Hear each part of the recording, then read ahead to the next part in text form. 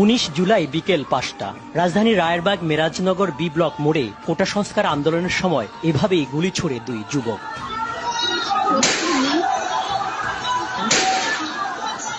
আরটিভির হাতে আসা ফুটেজে দেখা যায় এই দৃশ্য। গুলি করার নির্দেশনা দেন কয়েকজন হেলমেটধারী। অনেকের হাতে ছিল দেশীয় অস্ত্র। এই সংঘর্ষের সময় আসরের নামাজ আদায় করতে মসজিদে যাওয়া যেন কাল হয়ে দাঁড়ায় মাসুদ মিয়ার। মাথায় গুলি লাগার পরও ক্ষান্ত হয়নি দুর্বৃত্তরা। কুপিয়ে মৃত্যু নিশ্চিত করে মাসুদ মিয়ার। এমন অভিযোগ বাবা হারানো ছোট্ট শিশু ও স্ত্রী।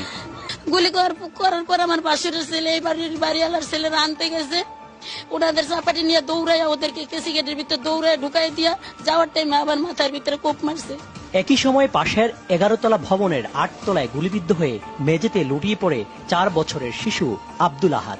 বাসার দারোয়ানের মুখে উঠে আসে সেই ভয়াবহ ঘটনার বর্ণনা। 8 তলার বাচ্চাটা মারা গেছে, আর এখানে মনে করেন ডাইরেক্ট গুলিটা পড়ছে। অনেকগুলা গুলি করছে, যেতে ঠাস ঠুস কোনো 1 সেকেন্ডের জন্য বন্ধ নাই। এখানে কিন্তু সব সিভিলিয়ান, এখানে পুলিশ আসেনি। পুলিশ কিন্তু ঘটনারও 3 দিন পরও আসেনি। চিনতে পারছেন না, আমরা চিনতে পারলে আমরা কিছু বলতে পারবো না।